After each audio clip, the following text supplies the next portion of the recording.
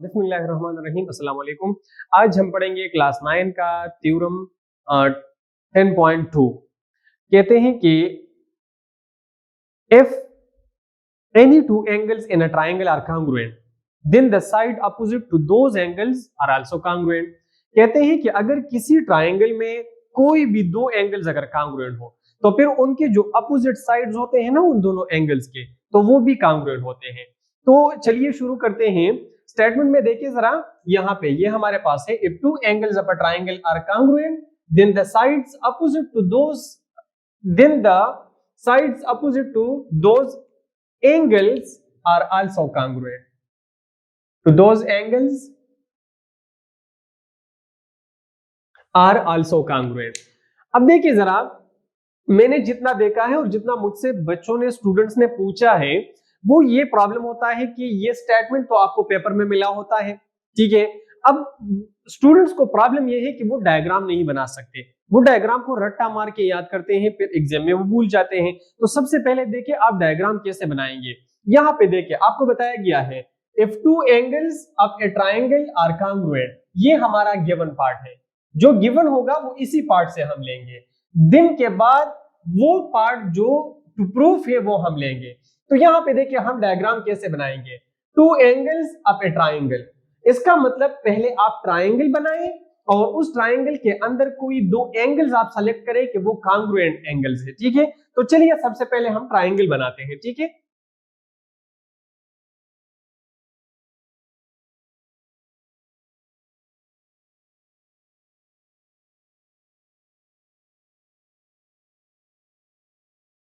तो ये है हमारे पास triangle A B C, two angle हमने ट्राइंगल बनाया। अब इस ट्राइंगल के अंदर आप कोई भी दो एंगल सेलेक्ट करें जिनको आप कांग्रुएंट देते हैं, ठीक है। तो इसमें आप जरा देखिए, मान ली इसमें जो ये एंगल है और ये एंगल मैंने सेलेक्ट किया कि ये दोनों एंगल्स कांग्रुएंट है, ठीक है। अब मैं प्रूफ करूंगा, तो गिवन लिखते हैं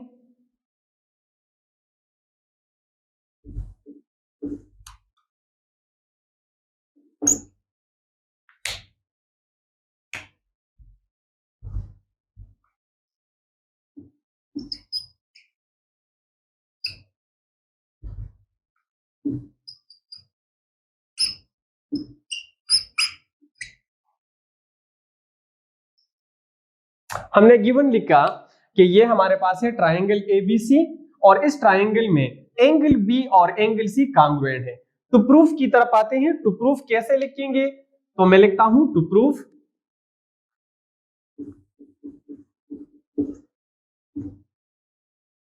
प्रूफ जरा देखिए, then the sides opposite to those angles are also congruent, मतलब ये अगर ये दोनों एंगल्स कांग्रुएंट है तो इसका अपोजिट साइड ये और इसका अपोजिट साइड ये दोनों कांग्रुएंट होंगे। तो मैं लिखूंगा कि A B is congruent of A C, ये दोनों कांग्रुएंट होंगे।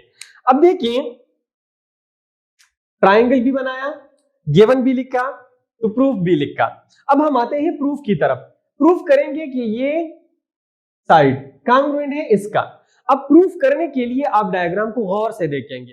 अगर डायग्राम से आपके जरूरियात पूरे होते हैं, मतलब जो टू प्रूफ है अगर वो इससे हो सकता है तो ठीक है, नहीं हो सकता तो फिर सोच ले आपको कोई ना कोई इसके अंदर कंस्ट्रक्शन करना पड़ेगा। अब यहां पर मैं सोचता हूं अगर मैं इधर कंस्ट्रक्शन करूं, और क्या कंस्ट्रक्शन करूं, मैं इधर एक बाइसेक्टर ड्रा करूंगा, एंगल ए का बाइसेक्टर ड्रा करूंगा, ठीक है। वो बाइसेक्टर जब मैं ड्रा करूंगा वो इसके साथ मिलेगा तो इधर दो ट्राइंगल्स बन जाएंगे।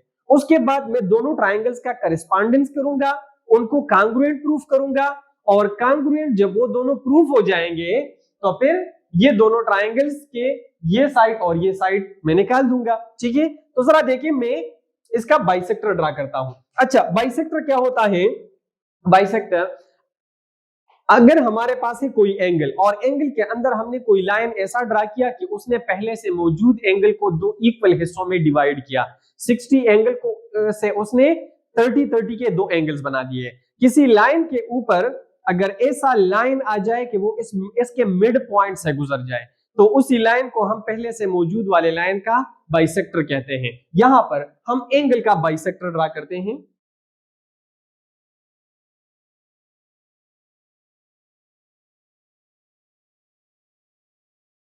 एडी ड्रा किया, ये एडी क्या है? एंगल ए का बाइसेक्टर है। तो इसका मतलब ये हो गया कि यहां पर मुझे एक एंगल 1 और एक एंगल 2, ये दो एंगल्स मिल गए और ये दोनों एंगल्स कांग्रुएंट होंगे क्योंकि ये बाइसेक्टर है। तो हम लिखते हैं कंस्ट्रक्शन।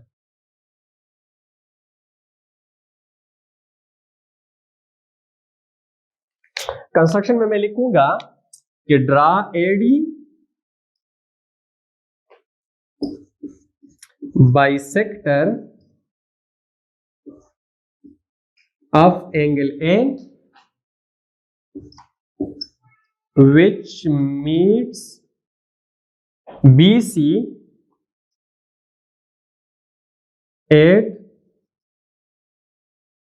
point D, यानी angle 1 is congruent of angle 2। मतलब ये मैंने बाइसेक्टर ड्रा किया तो ये दोनों एंगल्स कांग्रुएंट होंगे। अब आते हैं प्रूफ की तरफ, हम प्रूफ करते हैं।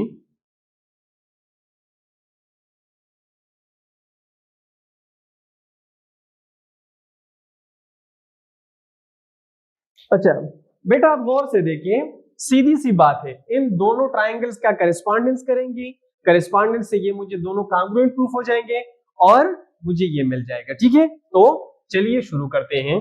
ट्राइंगल ए बी डी का ट्राइंगल ए सी डी के साथ करेस्पॉन्डेंस करते हैं। ट्राइंगल ए बी डी का करेस्पॉन्डेंस करते हैं ट्राइंगल ए सी डी के साथ। बेटा याद रखें, यहां पर आप जो कुछ भी लिखेंगे तो आप एक स्टेटमेंट लिखेंगे, लेकिन उसी स्टेटमेंट के लिए आपने एक रीजन देना होगा।